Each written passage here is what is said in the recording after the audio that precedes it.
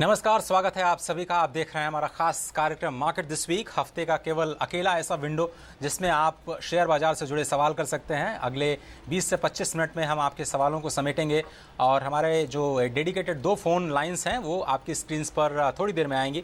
0112309766 और 011233868682 आपकी स्क्रीन पर फ्लैश हो रहा है नंबर। आप हमें कॉल कर सकते हैं।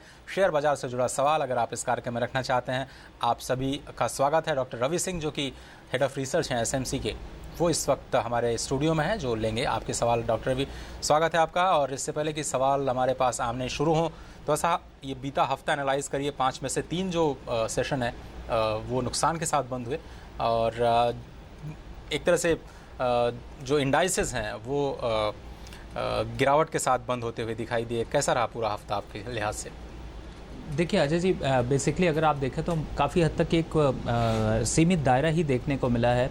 लोअर साइड पे अगर आप निफ्टी के लेवल्स को देखें तो मुझे लगता है कि 9100 के नीचे थोड़ा सस्टेन नहीं हो पाया है। वापस से पुल बैक आपको देखने को मिल रहा है, लेकिन मिड कैप और स्मॉल कैप में अच्छी बाइंग देखने को मिली है, फ्रेश बाइंग देखने को मिली है। मुझे लगता है 2 खास रीज़न इसके रहे हैं जिसकी वजह से ये बहुत अच्छी तेज़ी आपको मार्केट में देखने को नहीं मिल रही। एक सीमित दायरा देखने को मिल रहा है। एक तो यहाँ पर जो जियोपॉलिटिकल टेंशन है उसकी वजह से, और दूसरी तरफ अगर आप देखें तो क्रूड ऑयल की जो सप्लाई बढ़ी है। ये 2 ऐसे रीजंस रहे हैं जो कि मार्केट को काफ़ी हद तक एक इम्पैक्ट करते हुए नजर आए हैं। तीसरी बात करें तो मुझे लगता है कि जो डॉलर इंडेक्स में काफ़ी हद तक एक गिरावट रही है और जियोपॉलिटिकल टेंशन की वजह से जो शफलिंग हो रही है स्टॉक मार्केट का जो पैसा है वो थोड़ा सा कमोडिटीज़ की तरफ जाता हुआ नजर आ रहा है। ये बेसिक रीज़न रहे हैं जिसकी वजह से मुझे लगता है यहाँ पर मार्केट में काफ़ी हद तक प्रॉफिट बुकिंग हावी रही है। लेकिन मैं ऐसा समझता हूँ कि अगले वीक के लिए अगर आप देखें तो यहाँ पर कुछ ऐसे सेक्टर हैं जिनमें कि काफ़ी अच्छी एक तेज़ी देखने को आपको मिल सकती है। 2-3 सेक्टर में यहाँ पे बोलना चाहूँगा, जैसे कि एक ऑटो का सेक्टर अगर आप देखें और जो मशीनरीज़ हैं उनको अगर आप देखें, या फिर पब्लिक सेक्टर, प्राइवेट सेक्टर में, और हाउसिंग फाइनेंस, ये ऐसे सेक्टर हैं जिनमें कि अच्छी ग्रोथ आपको देखने को मिल सकती है। चलिए, तो हमारे पहले दर्शक आ गए हैं बठिंडा से। संजय जी, उनका सवाल ले लेते हैं। नमस्कार संजय जी। संजय जी, क्या आप हमारे साथ हैं? चलिए कोशिश करें। नमस्कार। नमस्कार। मुझे लग रहा है आप टेलीविजन के माध्यम से हमारी आवाज़ सुन रहे हैं। प्लीज़ टीवी का वॉल्यूम बंद कर दीजिए, सीधे फ़ोन के जरिए बात कीजिए। नमस्कार, स्वागत है, सवाल कीजिए। हाँ सर, वॉल्यूम बता देना। जी जी बताएं। हमारे पास sir BCL industry and infrastructure के शेयर हैं। BCL industries and infrastructure. क्या भाव से आपने खरीदा सर? 35 rupees sir.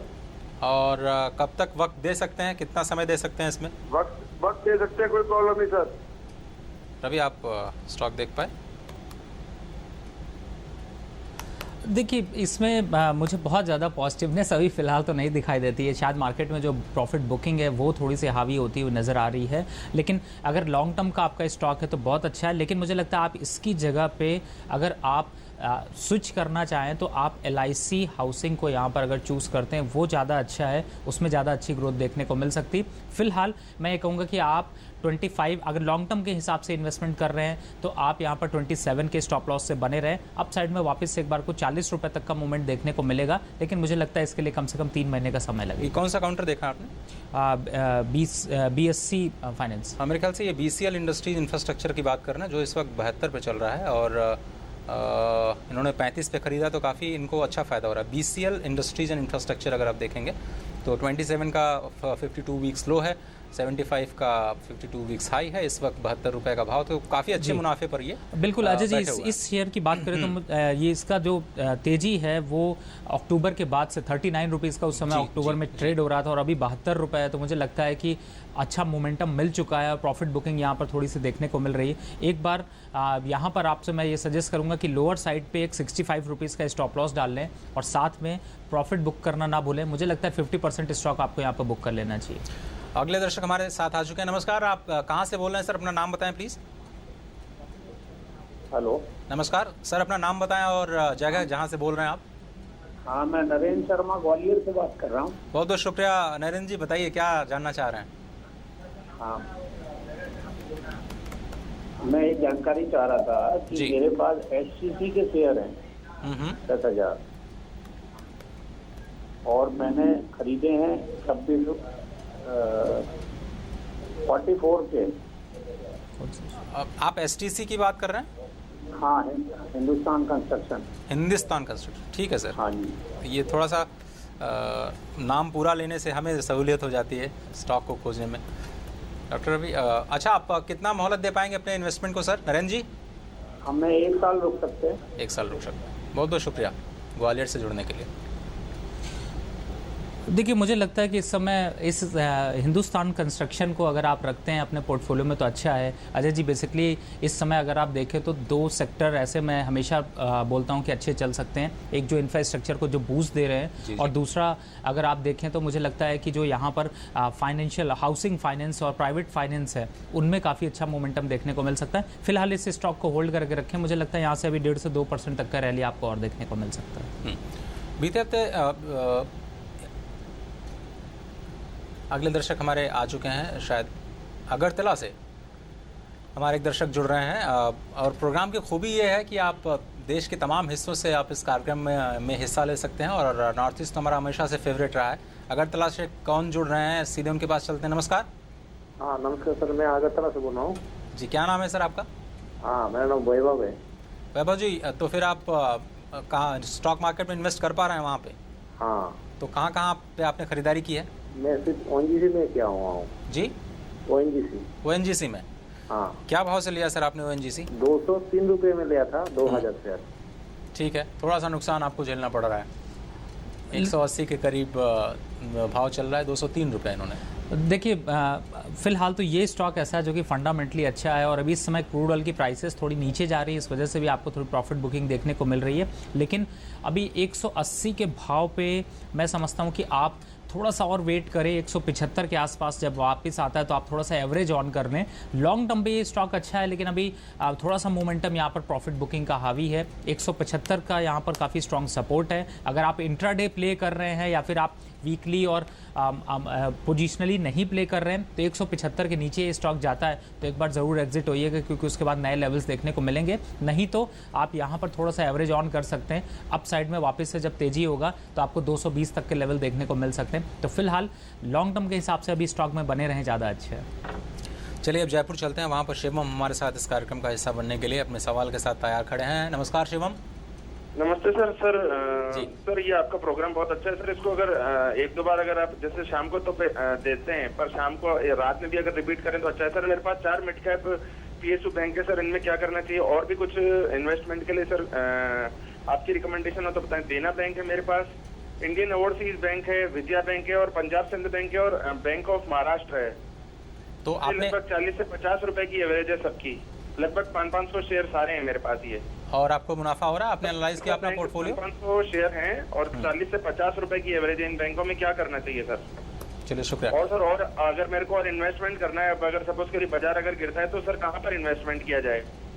चलिए, मुझे लगता है आप जयपुर से हैं और जयपुर से जो भी दर्शक सवाल करते हैं तो बहुत ही अवेयर होते हैं। देखिए, कमोडिटीज़ में भी वो सवाल बहुत सारे लोग करना चाहते हैं। कमोडिटी मतलब स्टॉक मार्केट को लेकर के पूरा जयपुर जो है वो ज़्यादा अवेयर दिखाई दे रहा है। एक्चुअली में मुझे लगता है अजय जी इन्होंने एक बहुत अच्छा पोर्टफोलियो शेयर किया है, मैं ऐसा समझता हूँ, क्योंकि इन्होंने जो शेयर्स बताए खास तौर से बैंकिंग सेक्टर में देना बैंक, IDBI बैंक और अदर्स बैंक के जो शेयर बताए, और पब्लिक सेक्टर के मेरे ये हमेशा फेवरेट रहे हैं। और मैं पिछले जब से डिमोनेटाइजेशन हुआ उसके बाद से मैं कोशिश यही करता हूँ कि क्लाइंटों को अच्छी जगह पर लेवल पर दिला पाऊँ। फिलहाल सारे स्टॉक्स आपके बहुत अच्छे हैं, और लेकिन बस एक रिक्वेस्ट है कि आप इन स्टॉक्स को कम से कम 1.5 से 2 साल के पॉइंट ऑफ व्यू से अगर आप सोचते हैं तो आपको इन स्टॉक्स में 40 से 50% से ऊपर का रिटर्न मिलेगा, पहला। दूसरा, आपने कहा कि कुछ आप ऐड ऑन करना चाहते हैं। आपने PSU यानी सरकारी बैंकों को तो लगभग ले ही रखा है, थोड़े से प्राइवेट बैंक यहाँ पर आप अगर ऐड कर लें, और जैसे कि मेरा उसमें अगर मैं सजेशन दूँ तो आपको एक RBL बैंक है, IDFC और सिटी यूनियन बैंक, ये 3 बैंक भी आप अपने पोर्टफोलियो में ऐड करें। और अगर आप नेक्स्ट और जो रैली देखना चाहते हैं वो मुझे लगता है कि अब हाउसिंग में, जैसा मैं बोल रहा हूँ कि आपको देखने को मिल सकता है, तो आप हाउसिंग से रिलेटेड जैसे कि दीवान हाउसिंग, GIC हाउसिंग और LIC हाउसिंग, ये 3 ऐसे स्टॉक्स हैं इनको कि अगर आप अपने पोर्टफोलियो में और ऐड करते हैं तो आपका पोर्टफोलियो और चमकता हुआ नज़र आ सकता है। तो चलिए, मुझे उम्मीद है कि ये जो एक तरह से टिप्स हैं वो ज़रूर आपके काम आएंगे। धर्मपाल जी अहमदाबाद से हमारे साथ जुड़ रहे हैं, उनके पास चलते हैं। नमस्कार सर।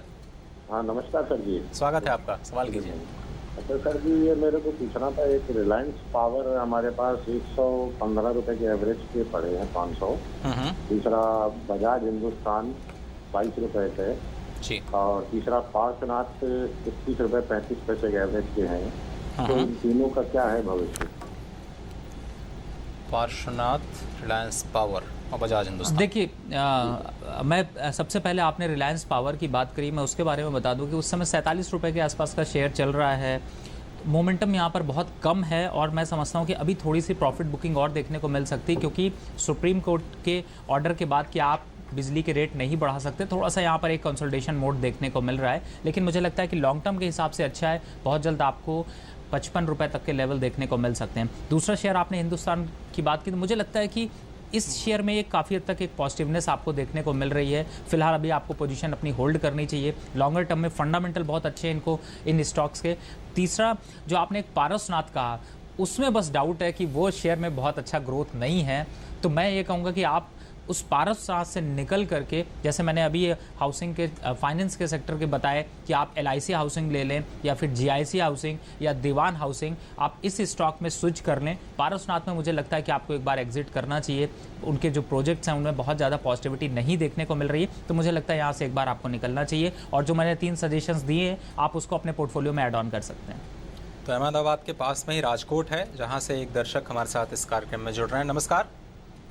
हाँ जी नमस्कार। कौन बोल रहे हैं सर? जी पंकज सिंघाना बोल रहा हूँ राजकोट से। अरे सिंघाना साहब, राजकोट तो मैं गया हूँ, कितनी अच्छी जगह है और गर्मी इस वक्त, लेकिन बढ़िया जगह है सर, आप आ जाइए अभी। लेकिन गर्मी तो बहुत पड़ रही होगी इस वक्त। गर्मी है, 40 डिग्री है अभी। हाँ, ये तो बात है। और मुझे लगता है कि बहुत सारे लोग बोल रहे हैं कि गर्मी और बढ़ेगी, लेकिन आपने इन्वेस्टमेंट कहाँ किया है सर? हाँ जी, हम इन्वेस्टमेंट करना चाह रहे हैं IDFC बैंक और RCF में। RCF और IDFC बैंक में इन्वेस्ट करना चाह रहे हैं डॉक्टर रवि। तो IDFC के लिए कई बार रिकमेंडेशन दे चुके हैं, लेकिन क्या ये लेवल्स ठीक हैं RCF? बिल्कुल, देखिए 60 रुपये IDFC चल रहा है, IDFC बैंक।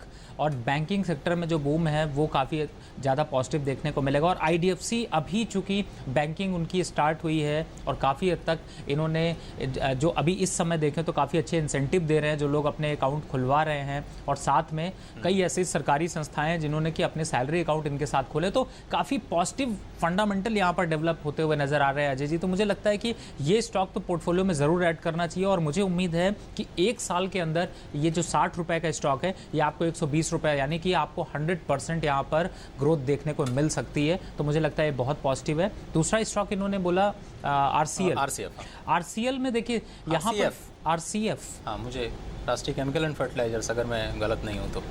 क्या आप हमारे साथ हैं अभी? आप नहीं, मुझे लगता है RCF। देखिए RCF की, हाँ बिल्कुल, इस समय 85 रुपीज़ का स्टॉक चल रहा है। बहुत तेज़ी से ग्रोथ देखने को मिली, 52 वीक हाई से ऊपर चल रहा है।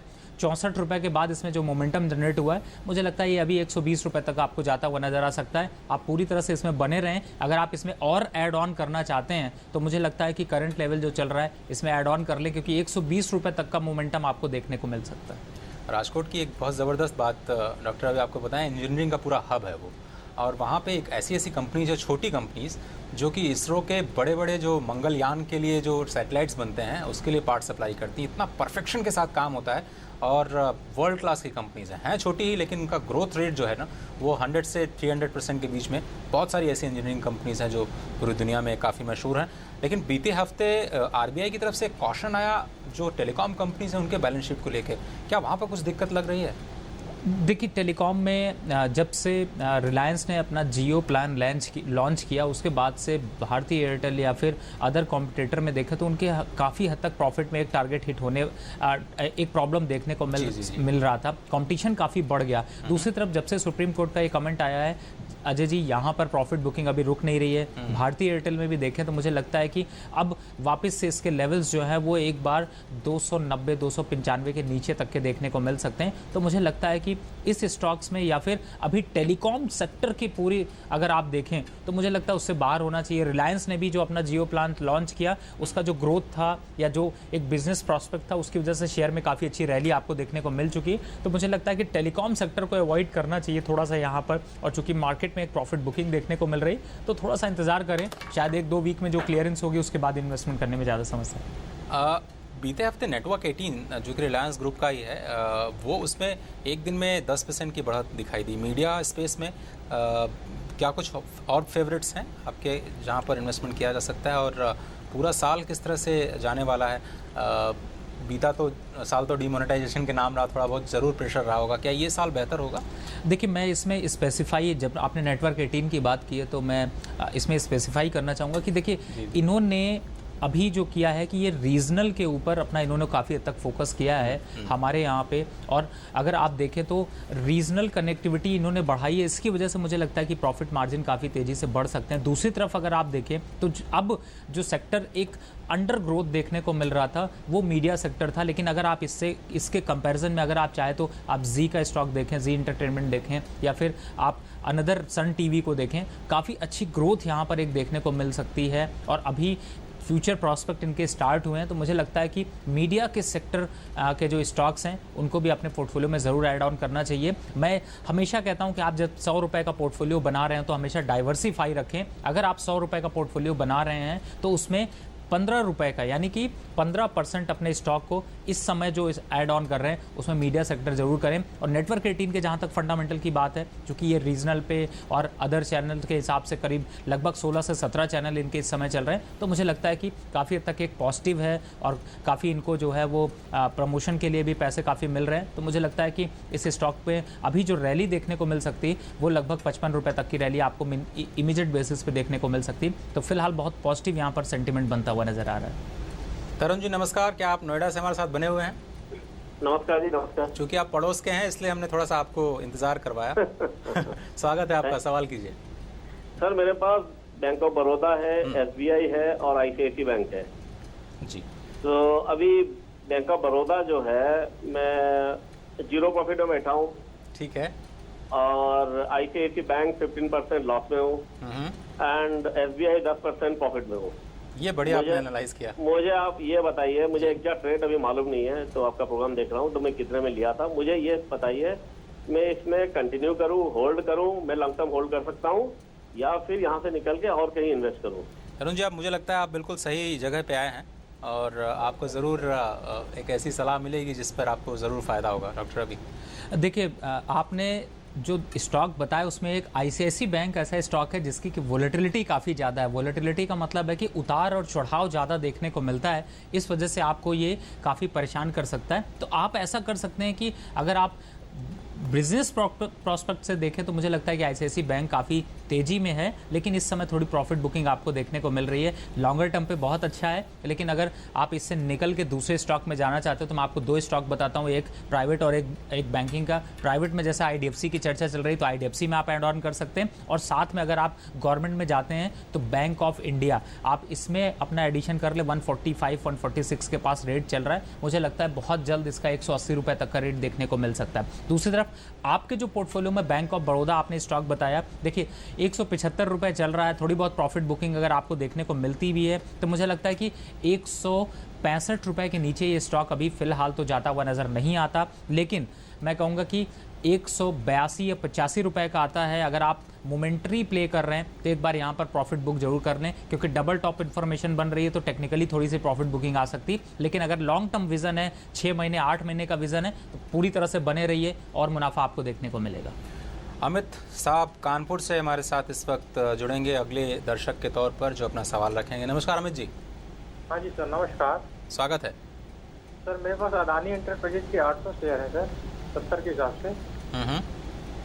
हेलो जी, आपकी आवाज़ आ रही है सर, सवाल आ रहा है। हाँ सर, इरोज मीडिया के सर 100 शेयर है, 152 के हिसाब से सर। ठीक है, सबसे पहले तो मैं अजय जी हाँ प्लीज़। सबसे पहले तो आपको अदानी इंटरप्राइजेस को बता दूं, इसमें अच्छा ब्रेकआउट आपको देखने को मिला। 135 रुपये के ऊपर पहली बार स्टॉक अब निकला है और अभी 145 रुपये 80 पैसे चल रहा है। तो मुझे लगता है आप इस स्टॉक को तो पूरी तरह से होल्ड करके रखें। 160 रुपये तक का टारगेट आपको देखने को मिल सकता है। डबल से जा चुका है आगे। 70 पे इन्होंने खरीदा था, 145 नहीं 70 पे खरीदा था, 145 चल रहा है। डबल तो हो चुका है। और लेकिन इनके डबल में भी और मुनाफा इनको देखने को मिल सकता है, इसलिए मैं सजेशन दे रहा हूँ कि आप 160 रुपए का इंतजार करें, वहां पर आता है तभी आप मुनाफा वसूली करें, क्योंकि अभी फिलहाल ये तेजी आपको और देखने को मिलेगी। दूसरा आपने स्टॉक बताया इरोस इंटरनेशनल, मुझे लगता है इसमें थोड़ी सी आपको प्रॉफिट बुकिंग देखने को मिल सकती है। 252 रुपए का स्टॉक इस समय चल रहा है। अगर आप लोअर साइड पे देखें तो मुझे लगता है कि एक बार आपको 245 तक का भाव देखना पड़ सकता है, लेकिन अगर आप थोड़ा इंतजार करते हैं तो 280 रुपए तक का टारगेट आपको बहुत जल्द देखने को मिल सकता है। थोड़ी प्रॉफिट बुकिंग यहाँ पर आपको आने वाले नेक्स्ट वीक तक में देखने को मिल सकती, लेकिन उसके बाद बॉटम आउट होता हुआ नजर आएगा। फिलहाल एक स्टॉप लॉस डालने कि 245 रुपए के नीचे अगर जाता है तो एग्जिट करिए, नहीं तो होल्ड करके रखिए। अगले दर्शक की तरफ रुख करते हैं। नमस्कार नमस्कार सर, कहाँ से बोल रहे हैं? अपना नाम बताएं और प्लीज। नीलेश, मैं नासिक से बात कर रहा हूँ, महाराष्ट्र से। स्वागत है सर आपका, बताइए, सवाल कीजिए। हाँ, मेरे पास सर पीटीसी इंडिया है और मैं कुछ पीएसयू में इन्वेस्ट करना चाहता हूँ जी। तो कितना इन्वेस्ट करना पड़ेगा अगर पीएसयू में करता हूँ तो? और पीटीसी इंडिया के बारे में कुछ आप पीटीसी क्या भाव से लिया सर आपने?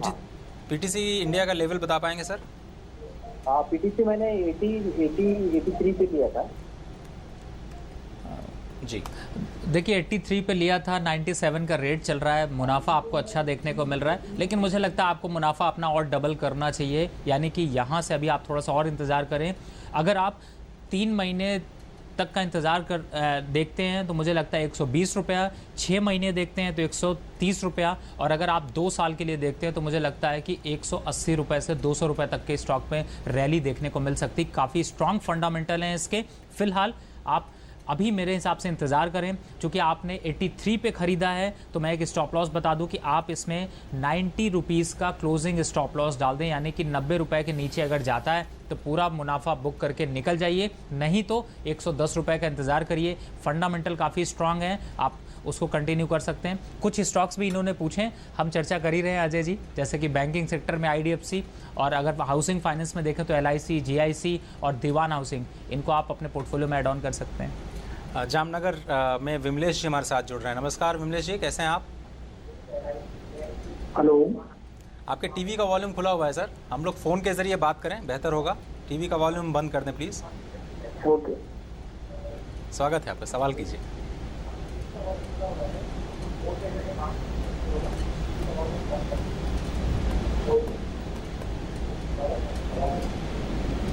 हेलो जी नमस्कार, सवाल कीजिए प्लीज। हाँ जी, मेरा सवाल ये है कि मेरे पास BHEL जो है मैंने 138 में लिए 500 शेयर हैं, और दूसरा है मेरे पास MMTC जो मैंने 41 में लिए हैं, 500 शेयर हैं, तो मेरे को बने रहना चाहिए, निकल जाना चाहिए उसमें भी? पहली कंपनी का नाम फिर से दोहराएंगे सर? हेलो, आपने जो पहली कंपनी का नाम बताया सर उसे आप दोहरा सकते? भारत इलेक्ट्रॉनिक्स लिमिटेड, BHEL, ठीक है। BHEL का क्या लेवल है सर? BHEL लेवल क्या है सर? किस लेवल पे आपने खरीदा? चलिए शुक्रिया। का मैंने 500 से लिए थे 140 बने। Okay, thank you. MMTC 41, BHEL। देखिए इनको दोनों शेयर इनके फिलहाल तो मुनाफे में है, क्योंकि अगर BHEL की बात करें तो 175 रुपये 10 पैसे का स्टॉक चल रहा है, और फरवरी के बाद से इसमें एक अच्छा मोमेंटम देखने को मिला है, और अभी वो मोमेंटम कंटिन्यू कर रहा है। मुझे लगता है कि 195 रुपये तक की इसकी रैली देखने को मिल सकती, लेकिन मेरा पहला सजेशन हमेशा होता है कि आपको जब इस तरह से मुनाफा आ रहा हो तो एक बार प्रॉफिट बुक करना ना भूलें। तो यहाँ पर 175 रुपये पर मैं समझता हूँ आपको 50% अपना स्टॉक एक बार निकाल देना चाहिए।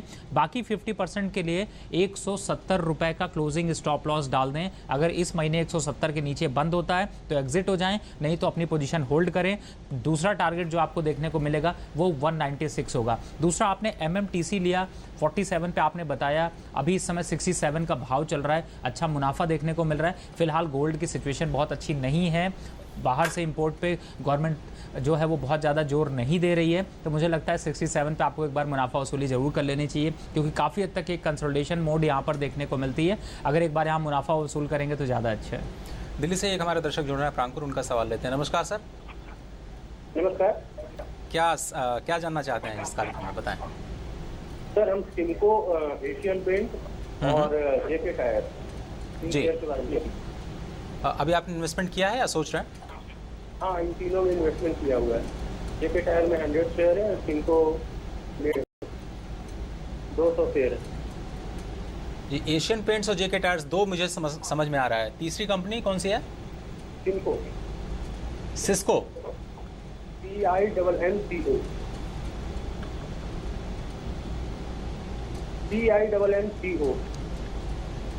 CINNCO, Simco. सर कोशिश करते हैं अगर मिल गया मुझे। ठीक है, थैंक यू। देखिए, सिमको जो आपने बताया वो इस समय 88 रुपये का शेयर ट्रेड हो रहा है। आपने मुझे बाइंग प्राइस नहीं बताया है और इस समय, लेकिन मैं समझता हूँ बाइंग प्राइस आपका, अगर आपने एक हफ्ते पहले भी बाय किया होगा तो इस समय मुनाफे में होंगे, क्योंकि 71 रुपये का कंसोलिडेशन इसमें अप्रैल 2016 से अब तक देखने को मिला है और इस समय 88 रुपये का रेट चल रहा है। काफ़ी तेज़ मोमेंटम आया, मुझे लगता है यहाँ पर एक बार आपको प्रॉफिट बुक कर लेना चाहिए, क्योंकि लॉन्गर टर्म पे मुझे लगता नहीं कि इसकी बहुत ज़्यादा स्ट्रेंथ आपको देखने को मिलेगी। दूसरा, आपने एशियन पेंट की बात करी, मुझे लगता है एशियन पेंट में काफ़ी हद तक एक पॉजिटिवनेस देखने को मिल रही है। क्रूड ऑयल के प्राइसेस जब लोअर होते हैं तो कच्चा माल खरीदना आसान हो जाता है, इसकी वजह से एक अच्छी रैली देखने को मिल रही है। अभी कंटिन्यू करें, मुझे लगता है बहुत जल्द 1200 रुपये तक का शेयर आपको प्राइस देखने को मिल सकता है। तीसरा आपने शेयर बताया जेके टायर, इस समय 152 रुपये 50 पैसे के पास ट्रेड हो रहा है। एक कंसोलिडेशन मोड में थोड़ी प्रॉफिट बुकिंग देखने को मिल सकती, अगर आपके पोर्टफोलियो में है तो 148 रुपये का स्टॉप लॉस डाल लें। अप साइड में जब भी 160 रुपये के पास आता है, मुनाफा वसूल करना ना भूलें। मुझे लगता है 2 शेयर आपके अच्छे प्रॉफिट में हैं, आप तीसरे शेयर के लिए 160 रुपये का इंतजार करें, ज़्यादा अच्छा है। चलते हैं वडोदरा और अंतिम सवाल ले पाएंगे। हमारे साथ कौन है, सीधे उनसे जोड़ते हैं। नमस्कार सर। नमस्कार, कृणाल सोलंकी बात कर रहा हूँ वडोदरा से। जी नमस्कार सर, बताएं सर, सवाल कीजिए। सर 2 स्टॉक के बारे में पूछना था। फर्स्ट है स्टर्लिंग टूल्स लिमिटेड, उसके 200 शेयर है मेरे पास। नाम दोहराएं सर प्लीज। कृणाल सोलंकी वडोदरा से बात कर रहा हूँ। जी नहीं, स्टॉक का नाम सर। स्टर्लिंग टूल्स लिमिटेड, एक बार स्पेल कर पाएंगे please? Sterling tools, STERLING। Sterling, ठीक है, यस ठीक है। दूसरी कंपनी सर? दूसरी कंपनी है टाटा मोटर्स लिमिटेड। ठीक है, एक बार थोड़ा सा अपना लेवल भी बता दें प्लीज। स्टर्लिंग टूल्स का मैंने लिया था 194 में 200 शेयर, और टाटा मोटर्स लिया था 477 में 40 शेयर। ठीक है, thank you sir. Sterling Greenwoods, Sterling tool इन्होंने बोला है, जो कि इस समय 260 रुपये का ट्रेड हो रहा है। मुझे लग रहा है एक अच्छा मुनाफा देखने को मिल रहा है। लाइफ टाइम हाई पे देखें तो 1 इस समय चल रहा है शेयर। मुझे लगता है कि एक बार को अभी इसका जो मोमेंटम बना है ये 272 रुपये तक आपको जाता हुआ नज़र आ सकता है, लेकिन मैं हमेशा स्टॉप लॉस बताता हूँ, तो आप लोअर साइड पे एक स्टॉप लॉस डाल लें 255 रुपये का। जिस दिन ये स्टॉक 255 रुपये के नीचे बंद हो जाए एग्जिट हो जाइए, नहीं तो अप साइड में टारगेट 272 रुपये का लगा लीजिए। वहाँ पर आता है तो वापस से आप फिर से DD न्यूज़ का ये शो देख सकते हैं। दूसरा स्टॉक आपने बताया, उसको अगर देखें तो मुझे लगता है इसमें काफ़ी हद तक एक कंसोलिडेशन मोड है, लेकिन आप अभी होल्ड करके रखें। थोड़ा सा यहाँ पर मार्केट एक प्रॉफिट बुकिंग देखने को मिल रही है, जिसकी वजह से एक करेक्शन है, लेकिन फंडामेंटली काफ़ी स्ट्रांग है, तो मुझे लगता है इसमें अभी आपको बने रहना चाहिए। डॉक्टर सिंह डिस्क्लेमर भी कर दें, जिससे कि हमारी जिम्मेदारी भी कम से कम लिमिटेड हो जाए। देखिए, जिन स्टॉक से बात करी है इसमें मेरी पर्सनल कोई पोजीशन नहीं है, इनफैक्ट मेरे किसी रिलेटिव की भी पोजीशन नहीं है, लेकिन कंपनी की तरफ से ये सजेशंस गए हुए होंगे, तो मैं उम्मीद करता हूँ, लेकिन मेरी कोई भी यहाँ पर पर्सनल पोजीशन नहीं है। बहुत बहुत शुक्रिया डॉक्टर रवि आपका इस कार्यक्रम में शामिल होने के लिए। और जिनका सवाल आज के इस कार्यक्रम में हम शामिल नहीं कर पाए, कोशिश कीजिए अगले हफ्ते। लेकिन ये केवल एक फाइनेंशियल लिटरेसी का शो है, इससे आप रिकमेंडेशन बिल्कुल मत मानिए, अपने फाइनेंशियल एडवाइजर की सलाह ज़रूर लीजिए। फिलहाल मेरी पूरी टीम को दीजिए इजाज़त, नमस्कार।